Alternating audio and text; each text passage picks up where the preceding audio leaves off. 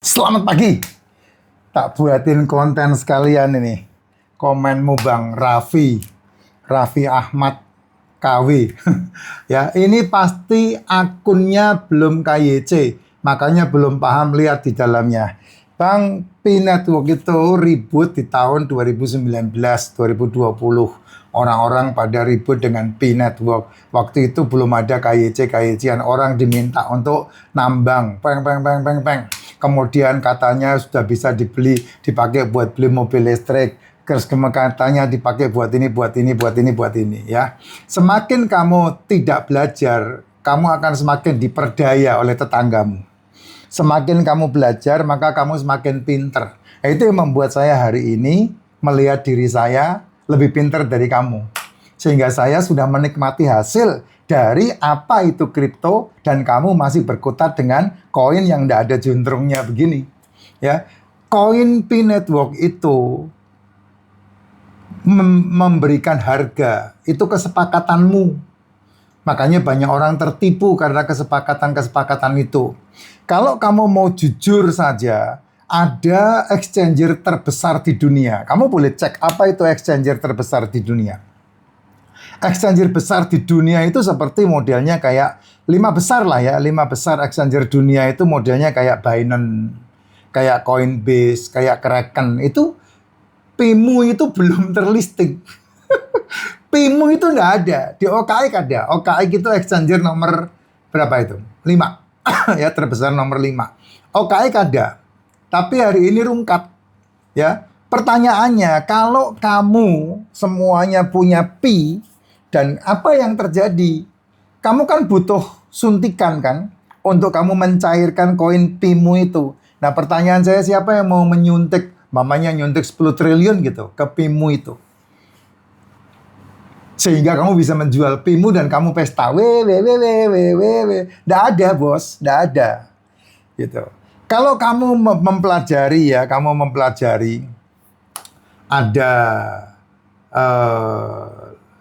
tricking ya, koin-koin yang bisa turun, bisa naik, itu yang memberikan dampak kepada banyak orang yang bisa berhasil dalam kehidupannya dan panen dengan kripto ya. Tricking itu adalah Bitcoin, Ethereum, BNB. Itu tricking. Ada Five King itu adalah Bitcoin, Ethereum, BNB, Solana, XRP. Itu Five King. Ditambah lagi ada top 10. Top 10 itu di nomor 6-nya adalah TRX. Kemudian ada apa lagi itu? Ada beberapa lagi. SUI dulu top 10. SUI sekarang udah top 20. Jadi nggak bisa kamu bilang Pi, kamu belum KYC. Kamu mau KYC sampai di YC-in sampai apapun. Kalau kamu nggak berubah cara berpikirmu, ya kamu ketinggalan. Ya, dari tahun 2019 itu Pi itu digadang-gadang. Sampai komunitasnya membengkak kemana-mana. Sama kayak VTube. VTube itu punya VP. VP-nya VTube itu satu VP itu sama dengan $1. Zaman itu 12.000. Ya, itu komunitasnya sendiri yang memperjualbelikan. Punya exchanger sendiri yang memperjualbelikan. Akhirnya VTube rungkat karena kelebihan koinnya itu dan tidak ada tempat bakar koin. Karena setiap orang nonton 10 video dapat 1 VP. Nonton 10 video dapat 1 VP. Kalau kamu punya bintang 2, bintang 5, bintang 6, kamu mendapat tambahan lagi. Rungkat. Ditambah lagi zaman itu kena COVID. Sehingga orang nggak bisa mobile. Ditambah lagi salah satu ownernya, Jelimet itu yang ada di Indonesia itu. Yang punya saham 51% itu. Salah satu ormas keagamaan. Saya nggak sebutkan lah ya. Gitu. Sehingga keterlambatan dia membuat marketplace, ya membuat VP-nya nggak bisa dibakar. Sehingga kelebihan VP menjadi meludak dan tidak ada supply and demand-nya berantakan. Supply-nya terus menerus, ya, demand-nya berkurang. Itu terjadi sama VTube. Nah, P juga kayak begitu. Ya, kamu nambang terus kepengen dijual. Nah, sekarang komunitasnya lo mana? Ayo, kamu kalau mau belajar, kamu mau pinter ya, kamu akan mendapat banyak input loh. Kamu kalau mau belajar pinter, kamu akan diajari banyak hal. Cuman kan kamu ini udah udah merasa tahu semua, jadi kamu itu berantakan cara berpikirmu, sehingga bodoh, sehingga nggak urusan, pokoknya yang penting pi, sekali pi tetap pi, nggak ada hasilnya. Sampai orang-orang yang menjadi salah satu CEO perusahaan pun masih mempertahankan pi. Saya bilang, Pak, tinggalono. Saya loh menjalankan yang saya jalankan hari ini. Saya udah menikmati hidup saya. Sampai saya bisa menyelesaikan utang-utang yang saya yang saya jalani. Nah, percaya tetap, sekali pi tetap pi gitu. Ada yang bilang malah pi itu adalah stable coin. Ini semakin miring gitu, sekelilingnya semakin putus. Apa yang disebut stable coin? Stable coin itu setahu saya cuma Tether, USDC. Ya, satu koinnya itu berbanding lurus dengan US dollar. Nah, itu ya disebut sebagai stable coin. Nah, ciri-cirinya stable coin itu dipatok dengan aset tertentu yang pasti itu hubungannya dengan US dollar. Apakah nanti stable coinnya bisa menjadi euro? Bisa jadi. Bisa jadi. Dan kita nggak tahu itu jangka panjang yang jauh banget itu.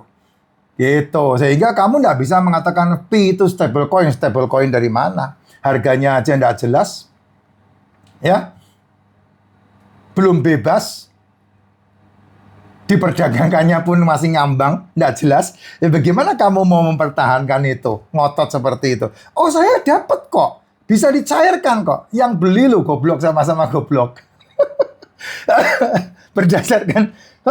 Berdasarkan kesepakatan di antara komunitasmu sendiri, ya. Kalau saya nggak salah itu satu pi itu sekarang ini ada yang beli 3.000 sampai 4.000 itu. Coba deh lihat di OKX deh. Tak tunjukin di OKX ya. OKX, saya bukain OKX nih. Saya punya OKX, jangan dipikir saya nggak punya OKX jadi saya tahu. Pi Networks. Pi Network 0,1769 dolar. Pi Network nih. Pi Network. Ah, itu enggak kelihatan kamu. Ya. Pi Network 0,17. Nah, kalau lihat grafiknya rungkat jeng. Tuh, rungkat. Dari harga pertama kali di launching itu 3 dolar ya, sampai sekarang 0,1. Buktinya bagaimana kamu bisa itu bilang stable coin? Saya hanya melihat di OKX, di exchange besar enggak ada. Coinbase terutama enggak ada. Binance tidak ada. Nah, jadi silakan kamu jadi babang pantau supaya kamu enggak semakin tersesat dengan pemahamanmu yang ngawur enggak karuan itu, ya. Dan itu bukan harga resmi pasar, itu kesepakatanmu. Ya, buat yang bisa kamu tipu ya tertipu. Tapi kalau kamu melihat ada top 3 king, top 5, top 10, top 20, top 50, itu semuanya ada di pasar. Gitu loh. Kamu bisa mainkan itu. Semakin kamu punya banyak koin, semakin banyak duitmu, semakin besar kalau kamu mau mempertahankan itu. Karena ini kan perdagangan, murni perdagangan. Kripto itu aset yang bisa kita mainkan dalam dunia perdagangan, yang ketika kita beli, aset itu bisa turun harganya, tapi bisa naik juga. Nah, yang saya sarankan, kalau saya mainkan, ya saya mainnya adalah aset-aset yang bisa turun dan bisa naik lagi. Contoh, Solana, itu bisa turun, bisa naik lagi. XRP, bisa turun, bisa naik lagi. BNB, sempat di harga 1.600, sekarang turun. Kemarin sempat di harga 400, 500, sekarang udah di harga 600. Bisa turun, bisa naik lagi. Gitu. Nah, itu baru namanya kamu paham tentang koin, tentang kripto gitu. Kalau enggak, ya kamu menjadi objek training. Kamu menjadi objeknya kelas. Bayar sana kemari itu kelasnya itu orang jual bisa sampai 8 juta, 17 juta, 20 juta, 100 juta loh. Ya, kalau saya enggak mau itu. Saya pakainya auto trade. Makanya kamu yang pengen tahu pakai auto trade, dalam waktu 2 tahun 10 bulan saya bisa mendapatkan 270% hasil dari auto trade itu. Dan itu saya cuma begini, ngelihat hasilnya aja. Ya, setahun naik asetmu 30-70%. Nah, kamu boleh baca nih di profil saya. Ya, kamu boleh baca di profil saya. Kalau memang kamu berminat, punya duit, dan mau melihat perubahan finansialmu 2028, 2029, 2030, ya kamu kontak saya. Harus punya duit ya, karena auto trade-nya sendiri harganya selawe juta. Jos.